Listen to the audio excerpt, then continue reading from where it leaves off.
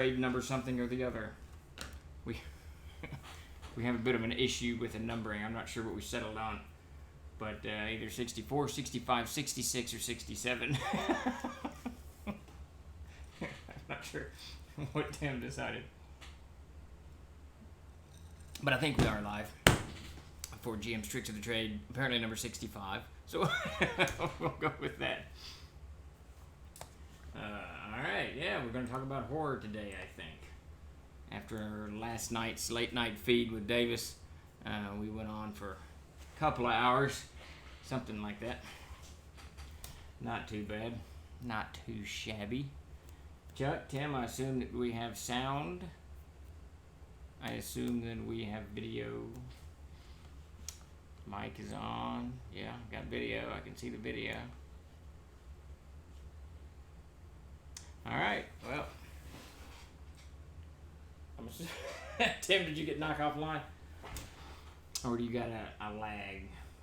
Chuck, you pushing social, I assume? Alright, well, at any rate, we'll fill the air with a little noise as we gear up. Okay, good deal. Microphone's working.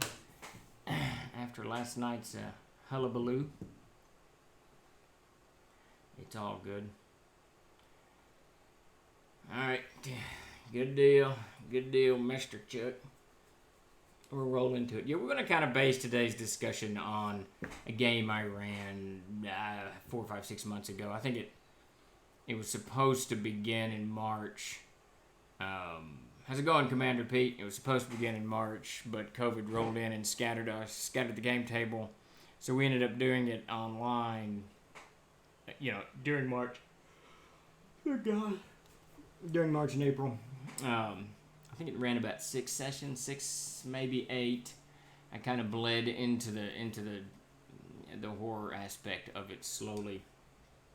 And then it spilled into kind of a Planes book, which is one of the first things that's kind of leading us, TLG, into the development of the Planes as we adventure into, like right now they're in Gahana, so I'm making notes on Gahana and fleshing it out, reading it up on mythological, approaches to it and all this other business.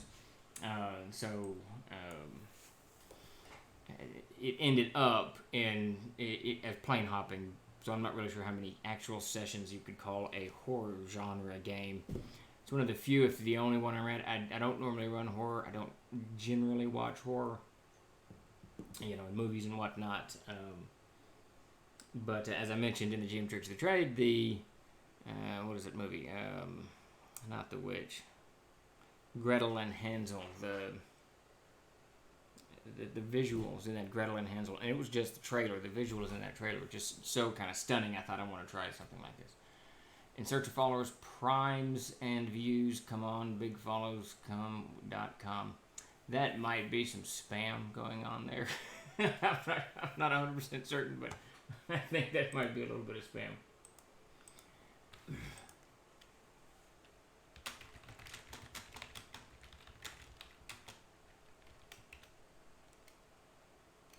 Oh, I got confused.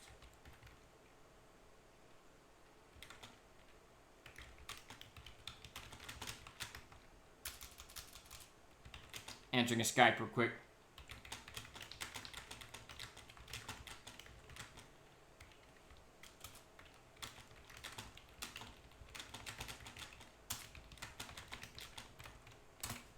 Boom. How's it going, George? George Fields is back. Ultra Magnus. Yeah, so we're gonna kind of dive into this and see what hullabaloo we can do with horror. And I think I kind of approach this one different. There's Jason Bay would be good to join us in this session. He's real good with this type of genre stuff. Alright, that's a second yawn. The one which makes me yawn. It's very strange. Every time. Not Jason Bay. Yeah, he's good with this type of stuff, and he's actually, he and I bounce design ideas off of each other, off and on all week. So it's really kind of cool to have his input on all kinds of stuff. And so this one would have been a good one for him. All good. Big danger. I'm still trying to wrap my head around the Venus revelation from last night. Yeah, that was. It's funny when Arid originally was this kind of fantasy world. It stemmed down. It grew out of Greyhawk, and I made it my own. And I evolved this and I evolved that.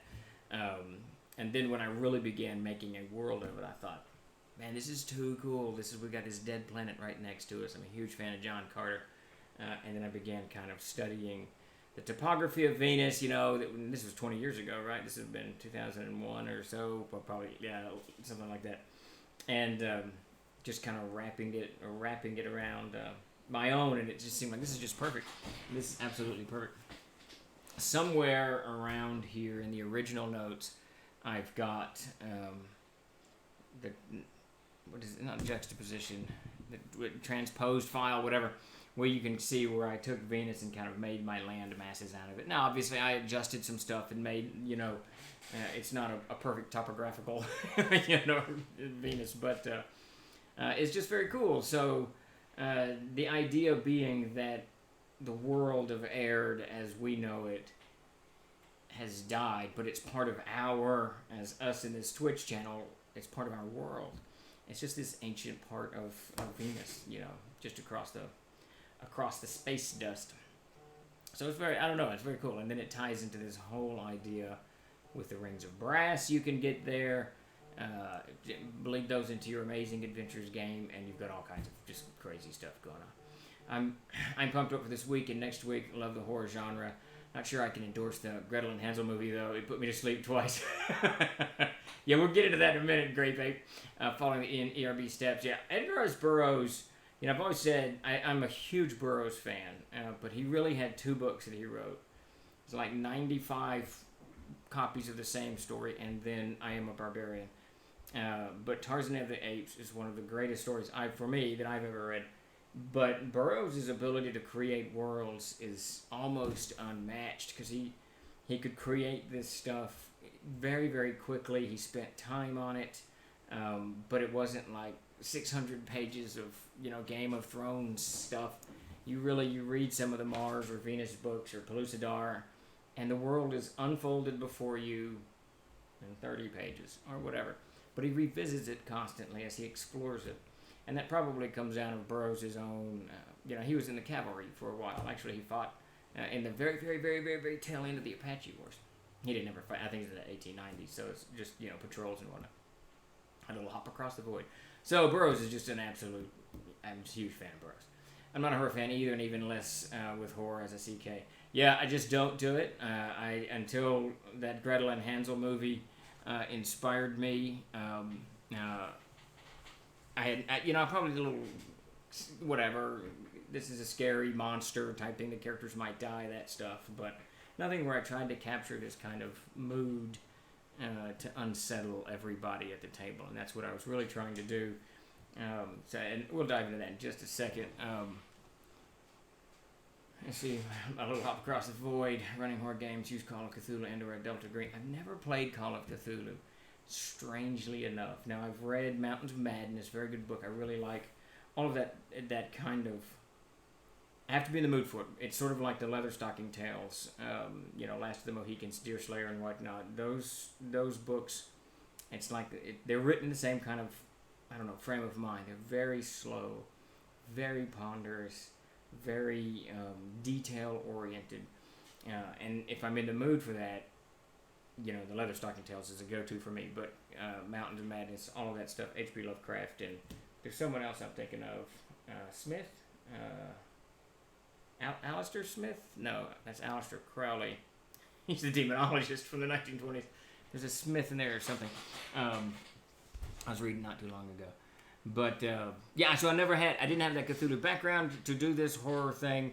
I just kind of went out on my own. The amazing thing about Burroughs is how evocative his worlds were in so few words. That's it, Iron Jack. You've got it. I mean, I guess I shouldn't say quickly, because he constantly revisited stuff, and when there was encounters and stuff, he would just talk about it in a page or two. The foliage, the environment, all this stuff, and you suddenly had it. You could see it in your head. Now, Burroughs was great. His world creation was, I really think, unmatched. There's probably some other good ones out there, but like you take Game of Thrones, and we've got 5 giant, huge volumes of literature, and the only thing I can really walk away from that with is there's a main road that goes from, I almost said Knots Landing. There's a main road that goes from Knots Landing up to this giant ice wall. But Burroughs was different. When you read John Carter of Mars, you walk away with, you're in Mars, you're there, you've got the whole thing. And I don't mean to knock Game of Thrones. I'm pretty sure Knots Landing is not in Game of Thrones. I'm pretty sure that's not part of the Seven Kingdoms. Who knows? I don't know. But how's it going, Chad Skiles or Skiles? No, I'm not sure. But there you go. Call of Cthulhu is one of my favorite systems. I need to play it. Clark Ashton Smith. Yes, Fairy Kingdom. That's what I was. That's the name I was trying to conjure from my. I have a collection of his short stories in there. I was reading them not long ago, about 6-8 months ago. Deerslayer is my favorite of the series. The Pathfinder was set in my neck of the woods. That's very cool, Vic Danger. Yeah, those books, I strongly recommend them to anyone who runs games. That's called the Leatherstocking Tales. There's 5 of them, right? Deerslayer, Last of the Mohicans, Pathfinder. There's 5, I think, maybe 4. They're very slow, but who wrote those? James Fenimore Cooper. Cooper really, really, really gives you detail, outdoors, environments, forests, lakes, rivers, canoeing, skiles. There you go. All of these things. So I start. It's slow. It's slow. So pick up Deerslayer, Pathfinder, whatever, and just read one. They're very good. They're exceptionally good books. Just exceptionally slow. I'm up to S5 of Game of Thrones. No spoilers. Yeah, no. I'll give you no spoilers. I enjoyed. I read the books. I can't remember how I got into Game of Thrones. I think I watched the first season of the HBO TV show. I thought, I want to know what's happening, so I went and read the books. And they were good. I got through them. But for world building, Burroughs really still kind of stands out. So diving into today's subject, we're talking about running horror games, and I'm really talking about how to create a feeling of horror more so than the mechanics of it, the whole vampires or whatever. Because I watched this trailer, and Chuck or Tim, if you guys could throw it up, so if anyone wants to watch it, it's the trailer for Gretel and Hansel. Not Hansel and Gretel, that's a different movie. Gretel and Hansel came out about 2 years ago, maybe, I don't know, something like that. And the movie, as one of you already mentioned, it was you, Commander. Someone said it put you to sleep. The movie's very slow. Great Babe. The movie's very slow. I thoroughly enjoyed it. The end was a very nice payoff for me, but my head, I was already kind of in a headspace of, I just wanted visuals. There's that movie I talked about a few months ago, that Robin Williams film, Now It's Escaping Me, where he dies and he goes to heaven and he has to come back and keep his son from going to hell. It's almost there. It's a very good movie, and it's one of those it's just a visual extravaganza, and it's like a lot of the Wes Anderson movies. I really enjoy Wes Anderson movies. Not only are they well written, but there's this visual that I like. So the Gretel and Hansel, when I watched the trailer, it had these really cool, What Dreams May Come, yes, fantastic movie. I strongly recommend that to anybody. One of Robin Williams' best roles, I think, of many fantastic roles that guy did. But at any rate, so the Gretel and Hansel thing, it just had these moments that were loosely strung together by the story.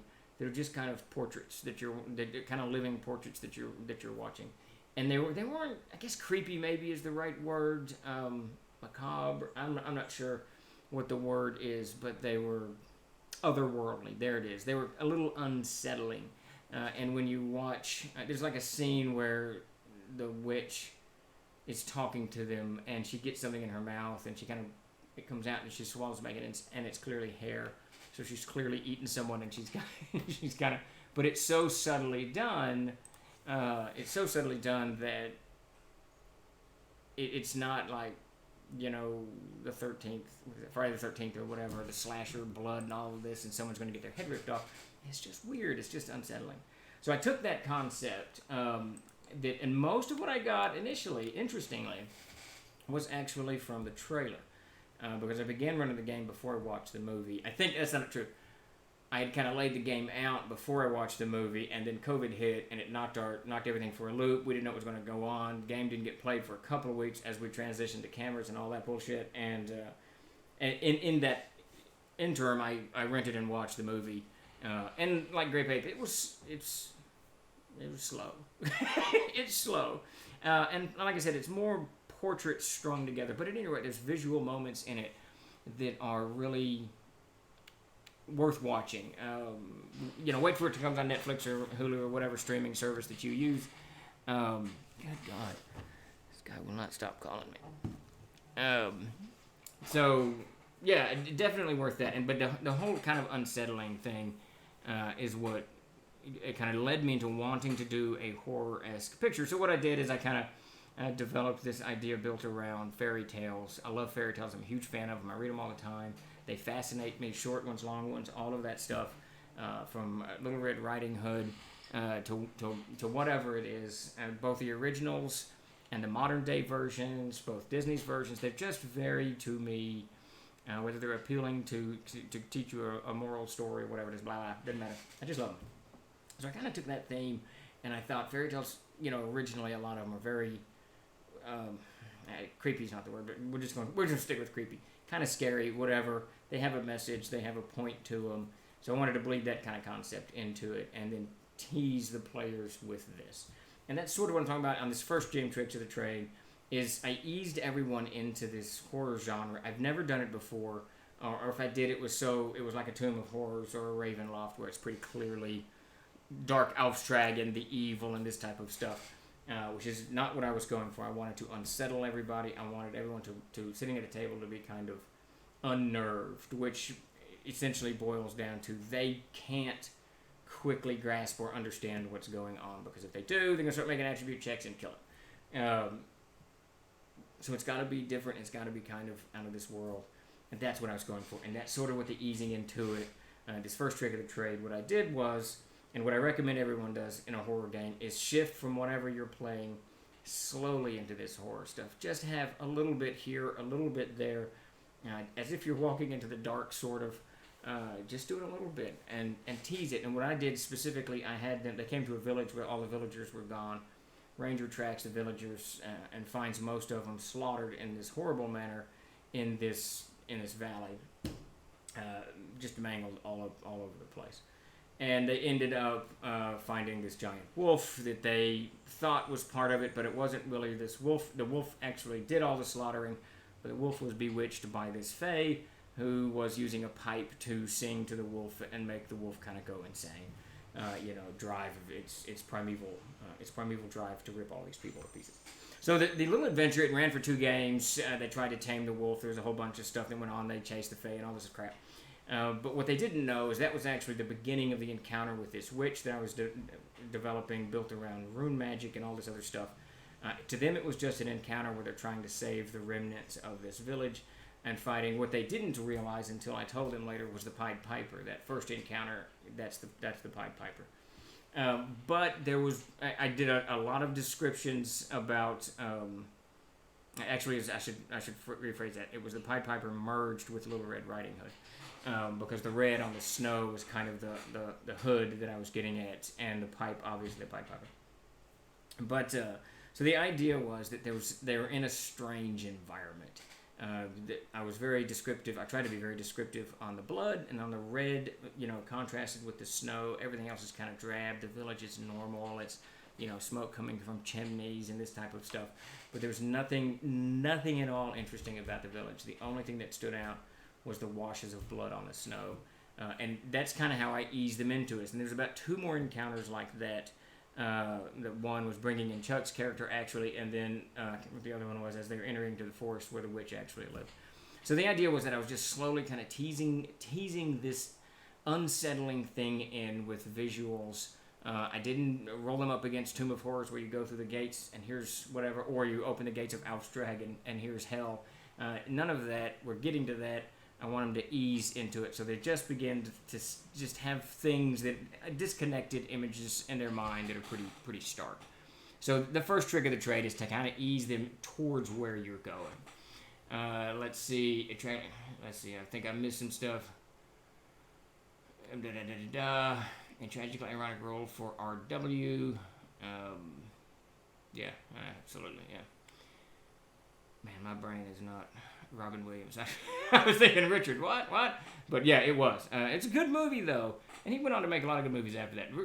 Robin Williams is just—he's one of my favorite actors. Horror and gore are two different beasts. Yeah, George Field, you're dead on. And I didn't want to do the gore thing. Most of my combats are gore-oriented, slaughter, fingers chopped off, globe of the eye popping, whatever. I didn't want to do that. I've done that 1,000 times. What I wanted to do was unsettle. So I was going for that. Probably what you guys would know as a Cthulhu-esque approach to things. I can highly recommend the podcast Old Gods of Appalachia. Fantastic and easy. Oh, I'll check it out, Bifford. Absolutely, I'll check it out. I'm going to be on the road next week, so I'll download that and listen to it. Fairy tales are really dark when you look back on their original. They really are. They have all these, and there's themes to them that are unsettling in and of themselves. What's that everybody knows, and it's a nursery rhyme, but ring around the rosies, pocket full of posies, and of course the posies are flower petals to keep the smell of the dead from the Black Death from affecting you. So it's very cool stuff. Fairy tales are great.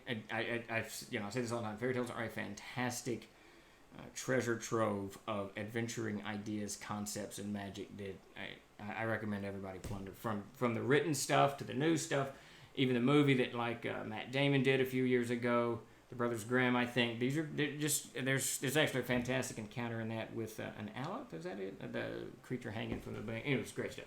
Stephen, have you looked into City of Mists? It's a mystery-focused TTRPG with noir elements, but it also encourages the players to choose characters from fairy tales. Oh, no, I have not. That's interesting.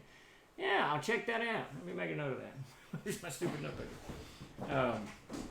Yeah, that's interesting. And now we're going to, as we wind down, what is it? City of Mists. As we wind down at the end, I'll talk about how the game that I did went over, but... yeah, I love the concept behind it, and if it's taken fairy tales and woven them into, like Castles and Crusades or whatever game I'm running, that's even better. Absolutely love it. Eased into it by coming across a massive slaughter and dismembered by a wolf, just how bad it get. Well, it got really bad for a while, but see, now so let me qualify that. So I normally run games that have... So we'll do 2 or 3 sessions, and maybe there's a couple of small combats, but there'll be one giant combat. And the giant combat is it's brutal. It's all, and we all do now. All of us, it's a lot of just the brutality on the field with the cleaving of the flesh and the chipping of bones and breaking of shields and just all kinds of stuff. Rarely do characters come out of one of these large battles with me not scarred somehow, a limp from a torn tendon or what have you, and they're going to have a heal spell and all kinds of stuff, equipment battered and blood splattered. So for my guys, the massive slaughter that they came, the oddity was that the village is empty, and then what I was really going for here was I wanted to get the very good visual of snow and red. That's what I was pushing for, and the hint, of course, is Little Red Riding Hood, and then the Pied Piper with his flute, whatever. But with his banjo. I'm not sure banjos. Well, I don't know. Deliverance did pretty good with its banjo. Made that whole scene really freaking creepy. But yeah, so for them, that combat was normal. But what wasn't normal was the very, very stark descriptions of so much red and white, and everything else was bland. And what I was trying to do, there's a couple of images in that Gretel and Hansel that stuck with me. The little the hair image really, really stuck with me. And there's this kind of yellow wash of the skyline that stuck with me. It's just really good stuff. And that's what I was going for. I just wanted something to stick with them, so that as we go forward, and I used these stark imageries several more times. With the green eyes and a bird. Can't remember what type of bird it was. It's this really cool bird. Or red eyes with the bird. What was it? Damn, what is that bird called? It is one of the weirdest looking birds I've ever seen. Sort of looks a little bit like a vulture, but it's not. Shit. There's no way I'll remember what this thing is. Wait, is that it? No. At any rate. So what I did is I used that as kind of, and it's the typical battle scene. They're coming in, they got to fight the wolf. Turned out, though, it's not the wolf's fault. The wolf is kind of bewitched by whatever, blah, blah, blah, blah. So for my players, it was a little bit different just because of the stark nature of it. But combat's can be kind of tough in my world. It uses the Powered by the Apocalypse system. I enjoyed it. I'll check that out. Yeah, I haven't heard of that. Of course, I keep my head kind of... Now I'm kind of half looking for the stupid bird. I keep my head kind of stuck in my own Castles and Crusades siege engine world. It's getting less and less filled with other game systems, which is horrible. I need to get... There's so many good game systems out there. But at any rate, so ease them into what you're doing. Don't hit them up front with the Tomb of Horrors or Aufstrag or whatever it is, Raven's Loft or Baldur's Gate. That's a different genre. That's a genre of just pummeling characters, of dark gods, and all of this stuff. If you're trying to unsettle them, if you're trying to kind of freak them out a little bit, then ease them into it. And this, what we're talking about in answering to Commander Pete's comment, leads us into the very next thing with the vibrant colors. This I really began. I did it with the Little Red Riding Hood. Then there was an adventure where Chuck's character was introduced. I can't honestly remember. There was an encounter with the witch, though they didn't know it. But her hat, stolen right out of the movies, was this large purple hat, and it kind of stood out. And then going forward, I was very particular in describing things very drab. The witch's house, her hovel really was very drab. When they got into it, the food on the table, it wasn't dark so much, it was just yellow. Everything was kind of drab, except her. They run into her hat again, of course.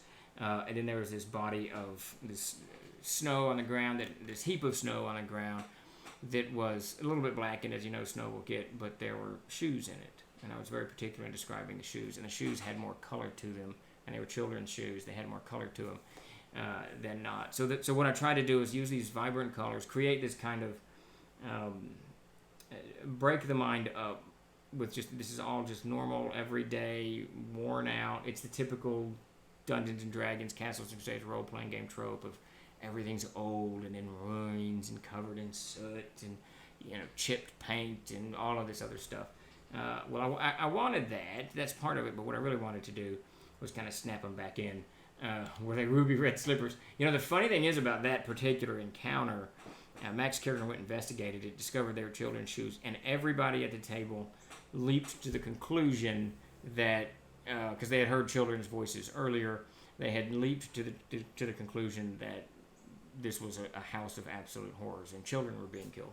But they didn't actually investigate the shoes themselves. Once they saw the shoes, let's go kill this person. So they came barreling into the witch's house, guns a-blazing, and were completely taken off guard when the witch was not hostile, and she was a little taken aback, and they scared her, and all of these things. She was like a normal woman living in the woods, a normal old woman living in the woods, and that's kind of how I tried to paint it, and that'll lead us into the next one. But the use of vibrant colors, I think, because what they do for the players.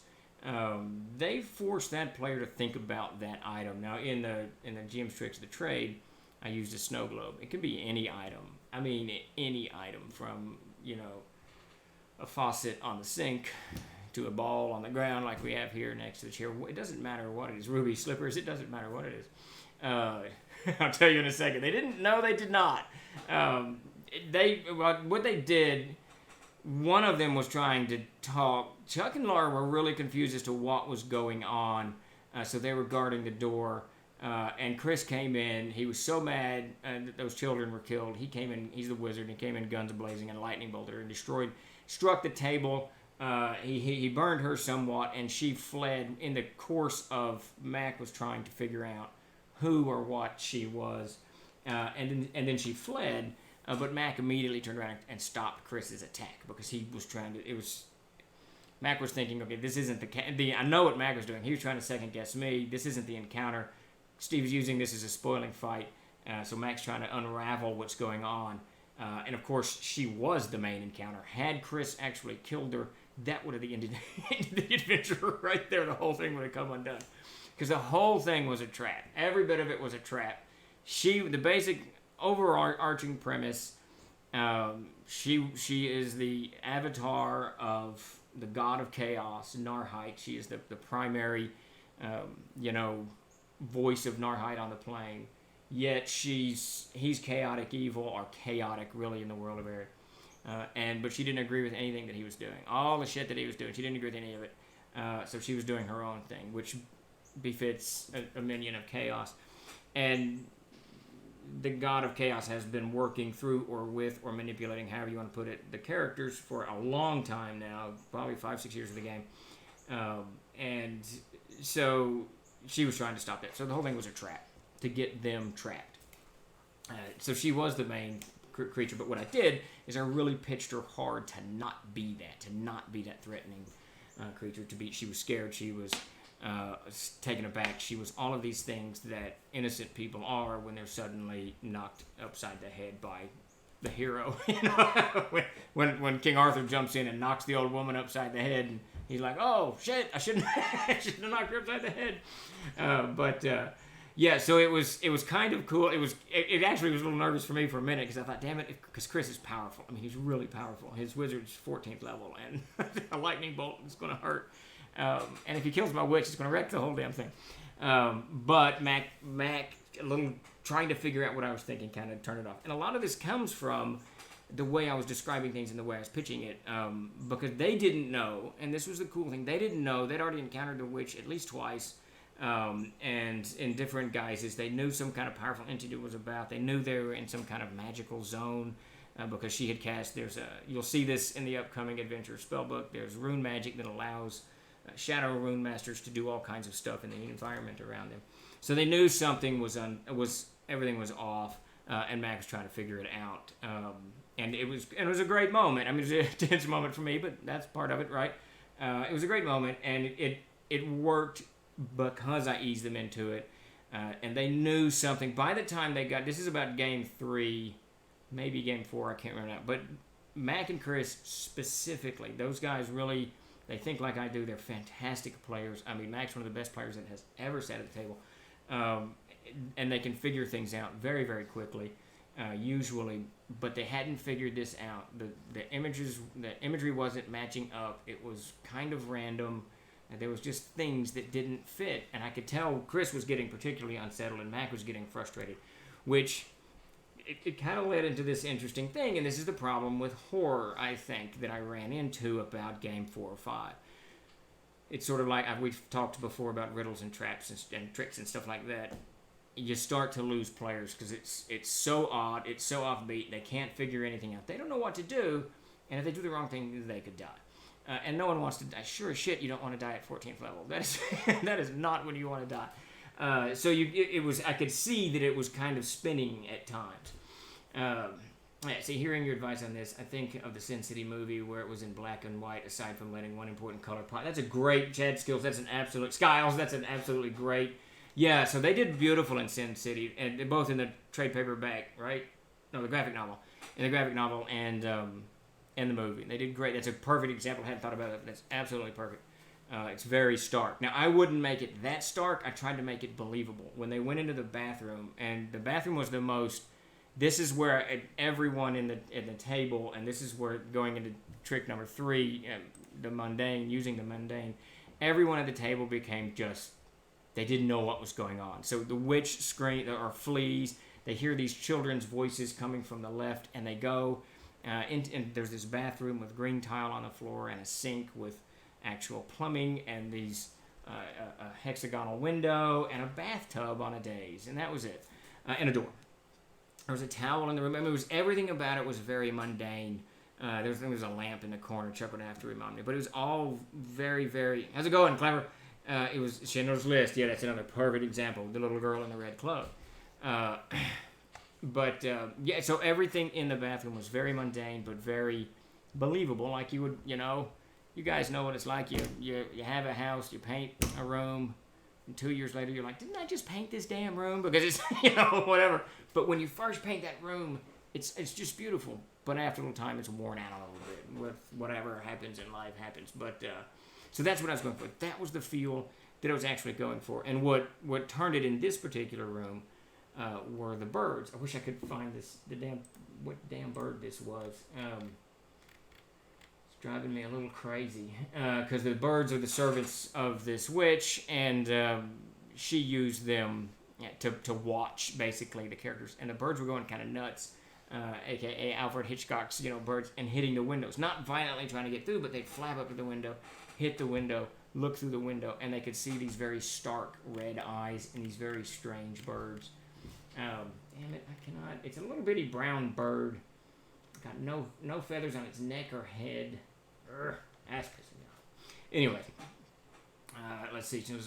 I have found that placing things where they don't belong, giving one of detailed description of the thing really causes. Yeah, it does, and that's a great point, 42. Because basically, when they're going into this, and there's something there that they expect, it's nothing. You don't want to go all in, like to scare them. There's a trap or whatever. What you really want to do isn't that called marriage? It was all great in the beginning. That's great, remember? But yeah, so just something that's out of the ordinary, something that's a little bit set to the side, and color's a great way to do that, because if you have a stark color, it makes people think, the dress is very yellow, and they immediately picture a yellow dress. They immediately have got something conjured in their head. Whereas if you just say the yellow dress, blah blah blah, okay, they've got it. It's whatever. But if you focus on the yellow a little bit, and that's trick of the trade number 2, vibrant. It just creates images that they're going to remember and focus on, and it's something different. Why did he say yellow? Why is he so focused on the yellow? What is it about this yellow dress? I remember the tile were quite a discussion. They wanted, why is this room tiled like it is? Why is it tiled all the way up? So it was just these kind of mundane things that were a little abnormal, a little odd, that was unsettling them. And it doesn't sound like much on the surface. But when you've done, by the time they got in the bathroom, I think it's either 4 or 5, the fourth or fifth game session. It's a lot of this stuff. It's stacked up. Now they're beginning to catalog back when this started. Wait, didn't this color stuff start with the wolf and the red snow with the villagers, and there was a fairy adventure that's right up in the mountains with a creek, and it had a lot of insects. There was insects was the point of that one. That was the second one. The third one was when Chuck joined us, and that was the first encounter with the witch. But so you've just kind of created this unsettling moment, and now they're trying. The more enterprising players are going to try to start stringing this stuff together. They're going to try to start getting into your head and figuring out what you're doing and stringing it together. Some of it has nothing to do with what you're doing. It's just descriptions that you've done. It's just things you focused on to make them shift away a little bit. A red herring, whatever that word is. A distraction, a diversion. But it creates this, especially if they don't know what's going on. They can't figure out what, this is a dragon slayer, the dragon is the bad guy. If they can't figure that out, if they can't even, and in this case, in the house that I was running, and I do intend to write this up. I'm going to try, I've got pretty good notes on it. I'm going to try to write an actual adventure on it. The house that they were in is just a normal house. They didn't even know, and this is game 4 or 5, who the enemy was. Who had laid this magical web that was in the forest that kept this kind of shadowy world up and around? Who put the children's shoes in that thing of snow? They didn't know any of this stuff. And why were these children running around this house? There was 3 of them. And so there was just, everything was unsettling, and I could tell by game 4 or 5, Mac was beginning to get frustrated. Chris was trying to figure it out, but none of it was making sense. And I was beginning to lose Todd. Because none of it made any sense to Todd. And he's like, I'm fixing to burn this house down. This house. That's where Todd was. Which probably where many of us would be in a horror environment. I'm just burning this thing to the ground. Screw this place. Short and sweet to let the mind take the bait and run. Yeah, absolutely. See, I have a party that would go in there and get all hung up on some detail. My guess would be the bird. And then we'd spend sessions with them trying to track and deal with the bird. What do you do to get parties back on track when they do this type of drill? Okay, so that's perfect. So what happens next in this thing? Because that's exactly what happened. They got kind of hung up on the tiles.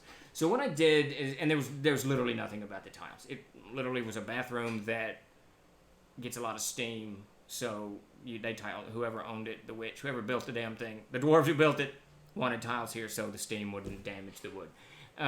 That's literally it. But, so what I did, they had heard these children laughing and whatnot earlier, and they had heard this nursery rhyme. So to get them off the tiles, and this is where it gets kind of funny, to get them off the tiles, I used the children. I had the children's voices. There's a door in the bathroom, and I just had the children talking. Just something to break that, thing. And I wasn't completely ready to bring the children into play, but it worked out beautifully. They go through the door, and there's two children there, and they're chained together, a brother and a sister, and the brother, or the sister's just singing this nursery rhyme, which I've sung before. I've got it around here somewhere, this little Aryan nursery rhyme. But the brother was very interested in these people coming in and jumped off the bench and started talking to them. So instantly, okay, now we've got an encounter. Now we've got something we can figure out. Now we've got an NPC, that we can play with, and go. So the tiles kind of fell off. So that's how I do that, 𝐓𝐫𝐤𝐬. And now the kids actually became a giant distraction as well. They got more involved in the children than I was expecting, though I don't know why. I expected them to not to. I mean, everyone at the table, Laura, Todd, Chris, Mac, Sarah, when she's at the table, everyone role plays like crazy. They love NPC encounters. So I'm not sure what I was thinking that that the children would be the distraction to get off of the tile, because then it became a huge thing on the children, and spells started entering. And what I ended up doing, because that became such a thing, Chris was using blood rune magic, which has some particulars to it, so I actually mechanicked them out of it. There's some mechanics that go in with which for those of you who come to the stream a lot, I don't use mechanics. I rarely use mechanics to break things. I don't like it. I don't have control of it in my story, because it becomes random, right? If it's a dice roll or something. But in the blood runes, you got to do. Yeah, there it is. In the blood runes, you got to do. There's a danger if you don't have certain spells, when you go into the time stream, it can mess you up something fierce. Chris went into the time stream to try to figure out where these children came from, and it messed him up something fiercely. He made just some judgment calls that weren't well, and ended up in a catatonic state. So that broke that. It broke that train, and they became fire as a problem solver, and that became the next. That broke the focus on the kids, because they had to save the wizard from whatever he was in. So that's kind of, that's how I do it, but it's frequently, it gets you, especially in this type of genre, it gets you hung up in something that you're stuck again. You get your truck unstuck, move 40 feet forward, and you're stuck again. So you kind of have to dance around the devil there. That I found that leaving a pointed clue back to the plot helps, but still tough. A note, a NPC flat saying that your character is smart, understands this clue as X. As a player, it drives me crazy when my group squirrels off a detail and the DM doesn't guide back or give hints or clues.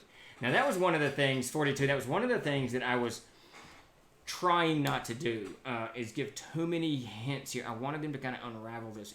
Part of it was, because I was going for the unsettling feel, part of it didn't make any sense. Part of it had no purpose other than descriptive text. I didn't particularly want them to look at the bird's eyes. The birds were not magical. The eyes had no impact on anything whatsoever. Just when I gotta find a picture of these stupid birds. When I looked at the picture of the bird, its eyes were red. So, so I thought, this is really cool. This is my color for this game. I'm gonna try to find my notes on this stupid bird.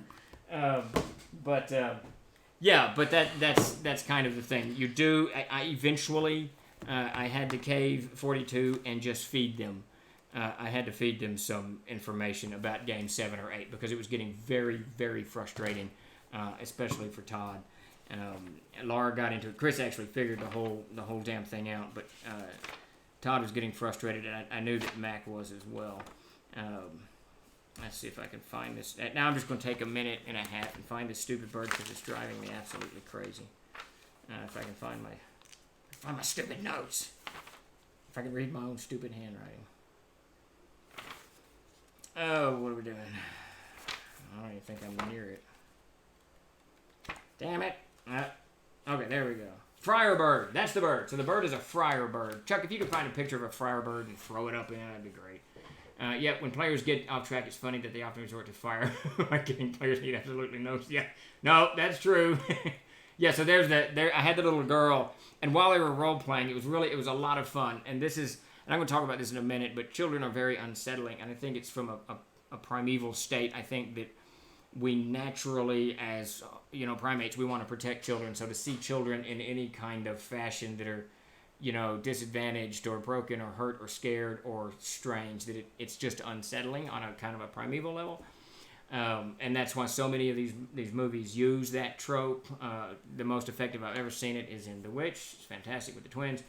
But yeah, so while they were role playing, I would do 10 cup Tom, 10 cup Tom, everybody run from 10 cup Tom. But I'd whisper it because we were doing the whole Skype thing, so I would whisper it in the microphone, so it's just kind of in the background. About the 6th or 7th time I did that, Chris told me to shut the fuck up. He didn't want to hear that nursery rhyme one more time. It was really funny. While underwater, let's see. Yeah, so that's fair that the party needs to discover the clues and solve the problem. But as DM, you have to read the tape. Oh yeah, and to feed them and guide back before they hit a wall. Yeah, and that's exactly what ended up happening with this game. About game 8 or 9, there was a wall. And I actually did exactly what you're saying, 42. I had to start feeding stuff because they weren't figuring it out. Chris was figuring it out. Because actually that night, because Chris was texting me constantly. He was constantly texting me. Had I waited one more game, I think Chris would have had it. Because he texted me at one point, and he unraveled the whole thing without any whatever from me. He took clues from some answers I had given him, but he unraveled it. And it was very cool. But the whole 7 to 8 games that led up to that, were definitely filled with, definitely by game 6 or 7, by the time they're meeting the Friarbirds and whatnot, it was unsettling. They didn't know what was going on. They didn't know why this room was tiled. Is this a murder room? They didn't know why these two children were chained together, and why is the girl singing this weird little nursery rhyme?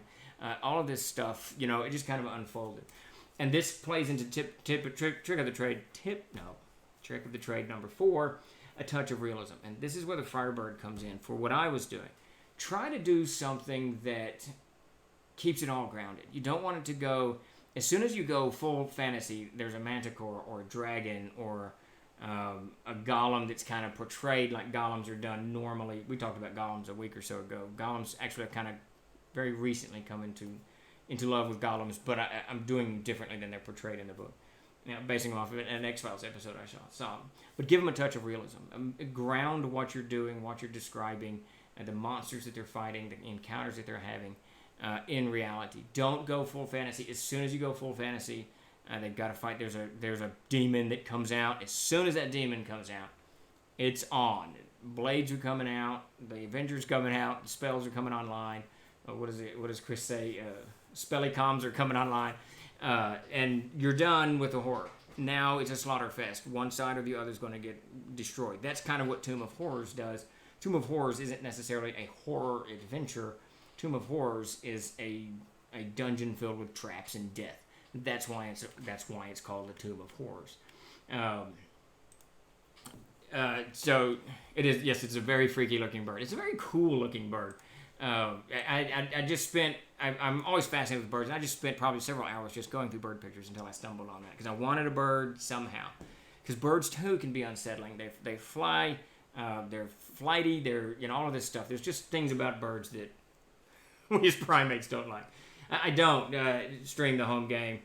It gets kind of vulgar at times. Some of the humor is really adult humor. I'm sure everyone here would enjoy it, but it gets rough. So not sure streaming that one is the way to go. Maybe Little Evolved Dinosaurs. Yeah. What I need to do is figure out a way to do that because the game is really fun. And yeah, I'm not sure chat's got it. We definitely have to do a closed session. Mostly it's not, but Chris Harris, love Chris to death. His vocabulary is probably the biggest vocabulary of anyone I've ever seen. And when Chris gets a little sarcastic, usually at me because he's irritated with something I've done as the CK, it just comes out. He comes out swinging, and it is so funny. I mean, even when it's directed at me, it's just so, and it's brutal, and it's vulgar. And then once he gets started, then Todd brings in his crazy shit. And, I can only be extraordinarily vulgar. I'm a nuclear vulgar. Otherwise, these guys are kind of clever with it. But so yeah, we'll see. Maybe at some point. I've got 3 birds. You want one? No. I feed birds. Best pet I've ever had. They're out in the yard. All I have to do is put food out, and they're good. So yeah, when you're doing your horror, try to keep a touch of realism. Try to hold off doing that big boss encounter. I guess that's the best way to put it. The big boss encounter doesn't really go in this horror encounter. They never actually fought the witch. It wasn't in the car. I didn't want them to, and it wasn't in the cards. What I wanted them to do is get trapped in this otherworldly place and drive them into another series of adventures. The horror was built around what was happening to the children, the house itself, just the unsettling nature of things, and it worked. It worked really well. Everyone at the table was that. So I had no big boss encounter. I had no demon springing out of the bottle. There was no dragon. There was none of this stuff. There wasn't one. They ended up meeting kind of in a conversation piece, the Demogorgon at one point, but once they kind of went out of the witch's house and into the ethereal planes, or not the ethereal, but into the planes of chaos, they ran into the Demogorgon, who himself had been trapped by the witch. So it was this, and that led into a whole series of that's where we are now, into this plane hopping adventures, but it wasn't, that's not the horror that I wanted. What I wanted was a series of adventures built around these encounters, built around this house, and built around this witch and these children. It was just scary. It was unsettling. It was unnerving. And it worked. All of these things worked very well. No one knew what was going on. Mac became very frustrated at the point of the game, and that's what you were talking about before you too. So it achieved what I wanted it to do. It's like when you watch Gretel and Hansel. Gretel and Hansel is not, it's not a slasher film. It's not a horror film. I don't know what it is. What is that? Noir? Is that the word? It's just this Mountains of Madness type film that you watch, and it's kind of unsettling. It doesn't end quite how you want it to end, and there's weird shit going on, and some of it makes sense, and some of it's just weird. It's got cannibalism and just odd things in it. I've got a bird here in my hand, but there are two in the bush. There you go. Well, that one's worth more than the other two. Super happy these dinosaurs are size-capped. They will totally eat anything their eyes see as food. Yeah, there you go. They're just, those firebirds are weird. You're only making it sound like we're missing out more. Yeah, I don't know, Chad. I'll run it by the guys, and Chuck wants us to do it, and maybe we'll do it. I just have to, and a lot of my professional careers might not be served by some of the more crass nature. It's just funny. I don't know.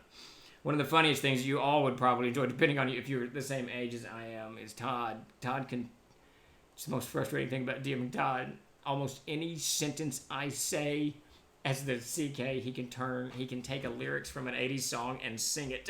Absolutely drives me batshit crazy. And then Chris and Mac start singing, and it's just madness.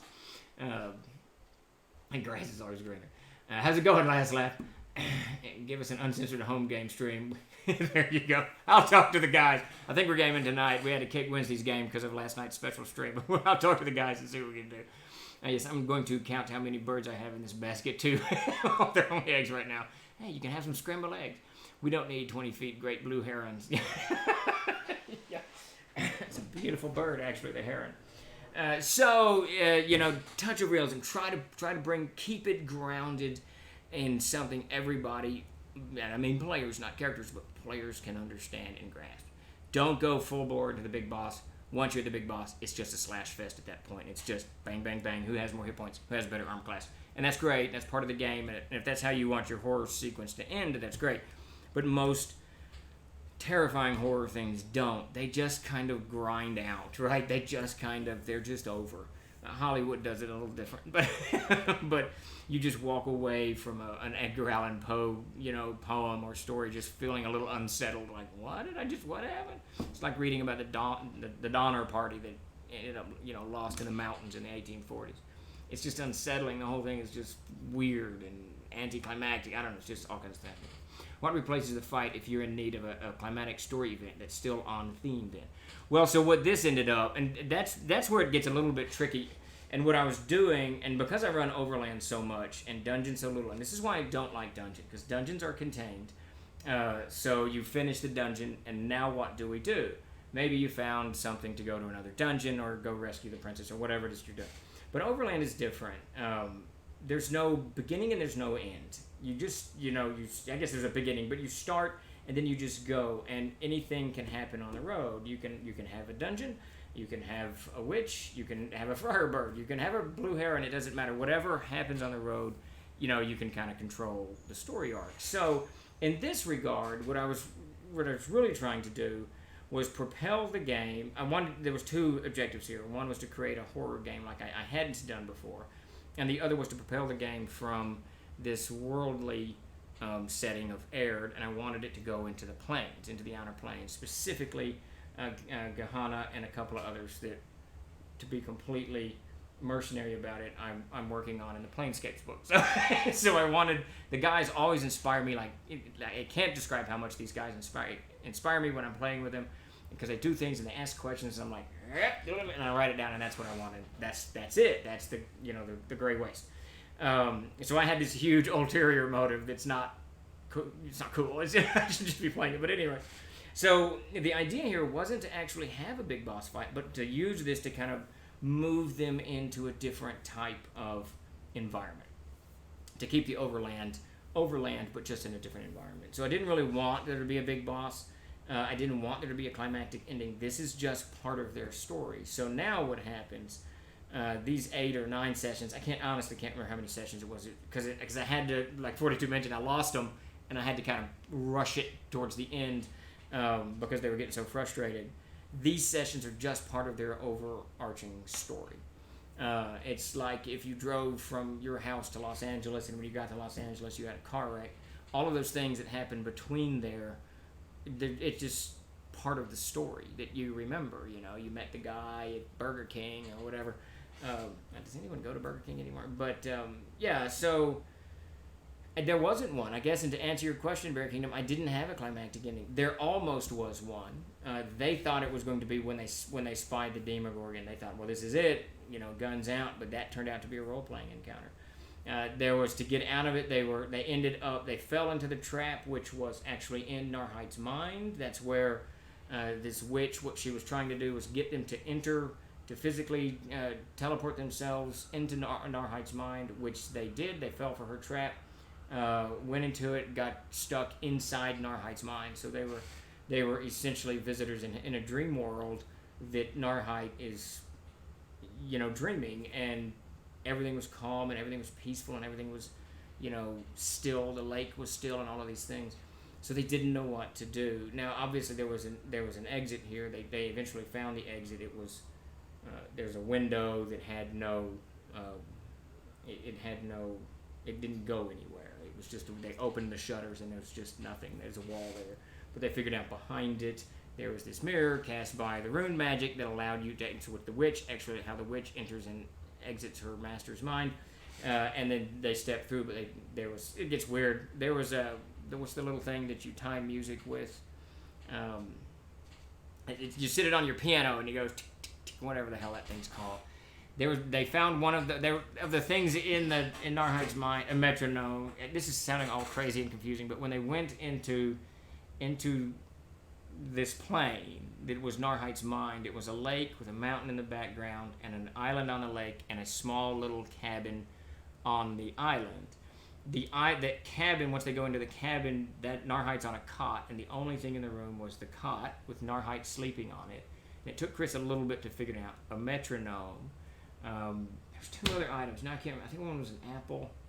There's 2 other items in there, but the metronome is actually a magical device, which when you turn it in conjunction with the mirror, you can step through to a plane. And as you set the metronome, Chris figured this out.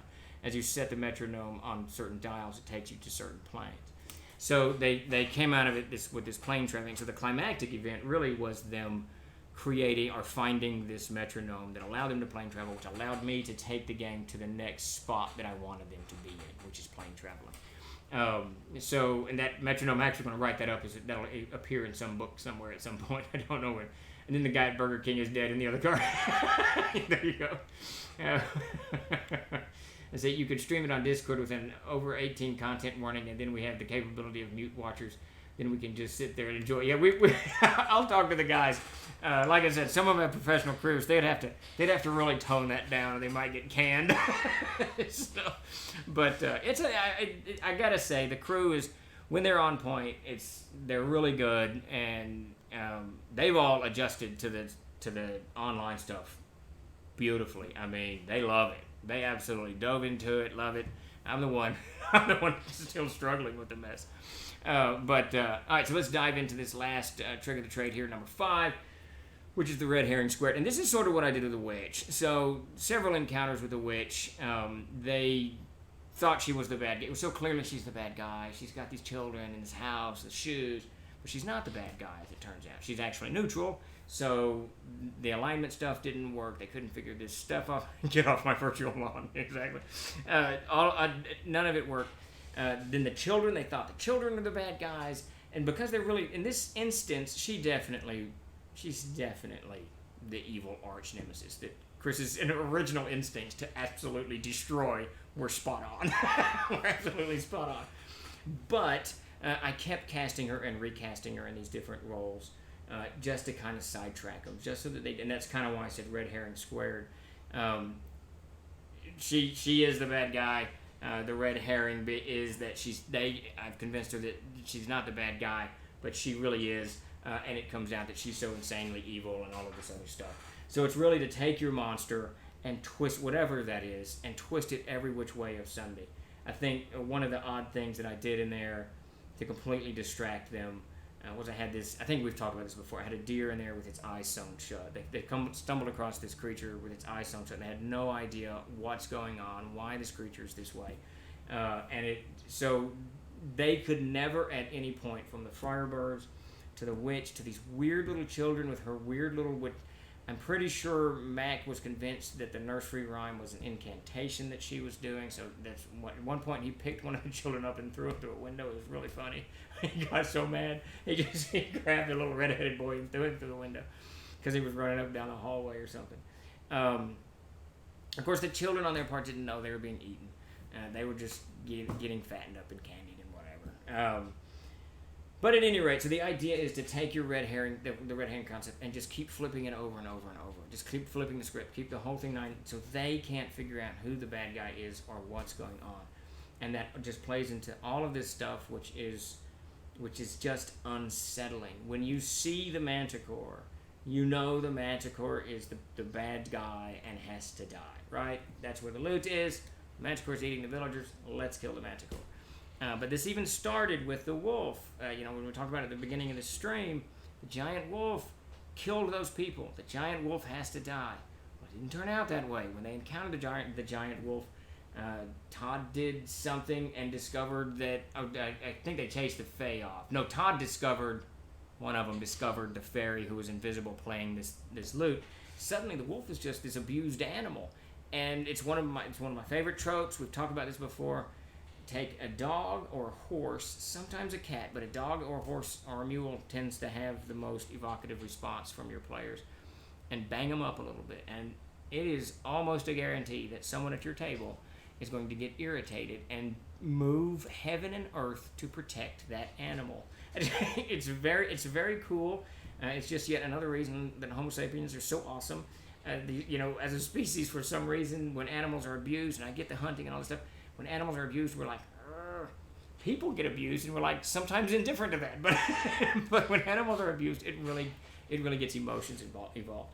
So what was the bad guy, the wolf that was the bad guy, turned out to be this abused animal that it's actually a primeval animal. As it turned out, it almost killed the party once they had freed it because it's still a wolf. It's not. It's a primeval beast that it has to eat. It didn't kill the villagers and think it was a bad thing, right? It's a wolf. Deceiver, yeah. Babunsky, he lived through about half of that. Everyone wants an animal companion. It is. I mean, the animals are great. One of the best convention games I ever ran. There was 20 players, and they were fighting a giant. I can't remember what the main encounter was, but I had a mule stuck in this valley that clearly the giant was going to kill at some point and eat. And about 5 of those players broke off from the main encounter, and all they did was just do everything they could to save that mule. It was pure awesome. And it's something I actually stumbled into when I was playing with my nephew, Neil, because I had this, it's actually the Giant's Rapture is this adventure, and part of the adventure is you're in this kind of caravan of sleighs being pulled by these oxen, and one of the sleds gets pushed off into the darkness. And I described to Neil that he wanted to know where the sled was because he wanted to rescue the drovers. And he couldn't hear the drovers, but he could hear the oxen bleeding in the distance. Or I think it was 2 mules. And he ended up he was young. He was like 12 or 13. He was almost in tears half the time trying to rescue those mules. He did everything he could to rescue those mules. And I remember there was a big Thanksgiving game, and I remember thinking, oh, this is interesting. I'm going to start doing this. This animal thing is very, very interesting. Because I'm the same way. I don't want to ever see an animal get abused. Just so you know, we had a huge text group conversation during that whole adventure, spending hours late after the game trying to figure it all out. Oh, really? That's fantastic. I did not know that. Oh, that's cool. That's very good, though. And that's what I was trying to go for. Yeah, I won't say anything. That's what I was trying to go for, is just create this aura of uncertainty and mystery and unsettling nature in the game. And that's really the nature of a horror game. If you want to run the hard-hitting Tomb of Horrors, absolutely great adventure. I've been in it twice, never lived. I always die. Ravenloft, very cool. The Unrequited Love and all of this stuff. And the Dark Gods, the clouds and everything. But I think to get a more traditional horror game, you really just want people to be unsettled and uncomfortable and nervous, with the way this unfolded. And I don't know, it worked pretty well for me, so hopefully these tricks kind of help you drive in that direction if you try to do that. Next week, I'm really going to talk a lot about, because there was a whole lot that I learned from running these games, and I'm anxious to share it, anxious to get you all's feedback on this stuff. Well, you hit your goal. Some of them were tore up. Yeah, I know. It was getting, I could tell it was getting frustrating. Chris was texting me personally with all kinds of questions, and I was dodging as best I could, but I could tell, and that's one reason I kind of sped it up in the end. I kind of let a little bit of the cat out of the bag. Combining these tips will capture the moment. Yeah, that's it right there, Ultra Magnus. These 5 kind of work together and kind of in order with the colors and the touch of realism and all of this mess that I had to look to make sure I had done my panel up. The mundane, all of these things. It kind of, you got to work it together. So next week I'm going to talk about children and monsters and the big crit fight at the big boss fight at the end. Whatever it is that we got to do to kind of move this thing forward when you're trying to do the horror, because it's very challenging. And I will say this, we're way over time, good heavens. I will say this, I've always preached that a CK, a DMG, and whatever don't get vested in your monster. Let your monster die. Let the characters kill your monster. It's perfectly fine.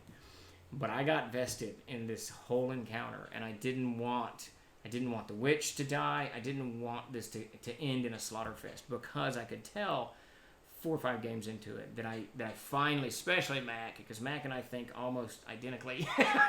Mac knows what I'm thinking most of the time.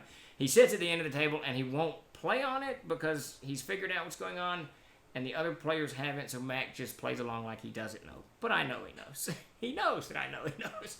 But this time I had him. So that was kind of the nice thing here, and that's the whole thing, is this unsettling, this uncertainty that you want to create. In horror games, I run, I don't joke or smile. I get intense and crowd without touching people's personal space. Oh, that's interesting, Lucid. That's an interesting physical way to bring that to the table. That's an interesting concept. I did that some, but not. I don't think purposely. I think it was more, I was trying to keep the mood, so I tried to cut the joking back and the vulgarities and all that stuff. I tried to roll that back. But that's a great idea, especially the crowding the space. Of course, we can't with COVID, but I guess you could lean into the camera. But that's a great idea, Lucid, because what you're doing is it's like when you're reading and some knucklehead that asked you to read this thing is reading over your shoulder. What is it? 6 feet social distancing, buddy. Social distancing.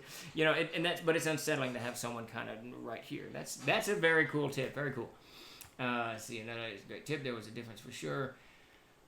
Tip number 3: using the mundane. It makes detect magic kind of obsolete and futile. Yeah, detect though. That's the problem with a lot of this stuff, is these magic spells really can. You gotta be ready. One of these days, one of the subjects, I'm gonna do a GM trick of the trade on how I respond to the unknown or the unexpected, because especially with spells, especially at high levels, they're gonna roll shit out. You don't know they have it, what they can do. You're gonna be like, "Arr." So you gotta kind of weave around it. All right, I'd love to have that. To see that. It was a lot of fun, I gotta say. Though, like I said, towards the end, and Chuck can back me up, towards the end, I was losing players. I was shedding players. I've only got 5, so I can't shed many. And I could tell it. I knew it. I've run games far too long to not know when I'm shedding players. Todd was checking out for certainty. Mac was getting frustrated. I think Laura wanted to figure it out, but it just wasn't. It just wasn't. She was trying to. Chris was the only. Chuck was in, but he didn't know. And of course, in Chuck's defense, he was brand new to the game, and he joined this particular adventure mid-stride. So he was expecting what he's seen me do at conventions, and it was absolutely nothing like that. So Chuck was kind of caught flat-footed. But Chris was man, he was unraveling. He was trying to unravel that stuff. I tried to, Chuck, because I was trying to do the horror thing, and I don't do it. I've never done it before. So, Speak with Dead, yes, they tried that on one of the. They found a skull, and the whole Speak with Dead came into the thing. I can't remember what I did, but yes, that was part of it. It's a minefield. Spells are a bloody minefield, especially if you're playing a murder mystery. Yeah, that's not going to work. Well, I think that's it. We went way over time. Like we're just going to have to put an hour and a half on these crazy things, I think. Thank you all for showing up. I hope you enjoyed this very weird. I try not to talk about my games too much because that's not really what we're here to talk about. But in this case, I felt like it was necessary. We'll be back Tuesday.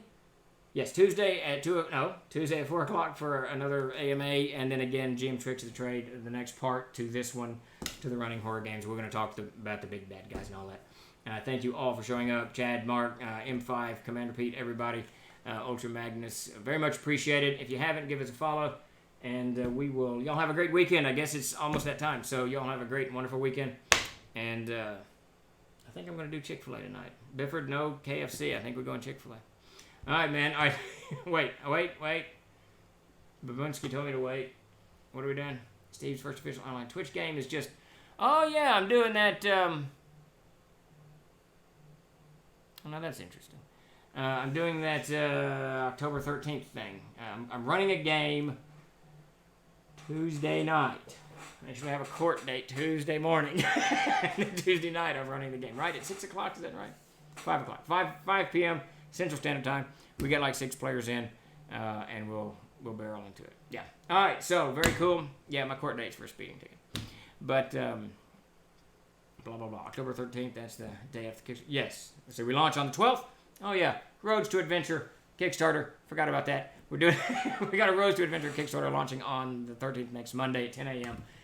If you haven't, track down the landing page. See where we are. Put your name in. However that does. Notify me at launch. So that you'll get a word when it launches. There's too much going on. I can't keep up anymore. So, prediction: Cop will not show up, and you'll be back quickly. Man, that was a crazy ticket. I had expired insurance. I have insurance, but I hadn't updated the little sheet, and I put my daughter's registration on my truck, and I had the wrong registration ticket. It was everything that could go wrong with that ticket, and I was speeding. Everything that could go wrong with that ticket went wrong with that ticket. Thank God I had my speedbelt on. So the cop was laughing. He was super patient, and it was funny. But anyway, so I gotta go to court and explain to them that I do have insurance. I do have a registered truck and all that crap. It's a Missouri thing. It was just crazy. It was all crazy. All right, everybody. On that note, we will see you guys next Tuesday. And y'all have a great and wonderful weekend. Thank you much.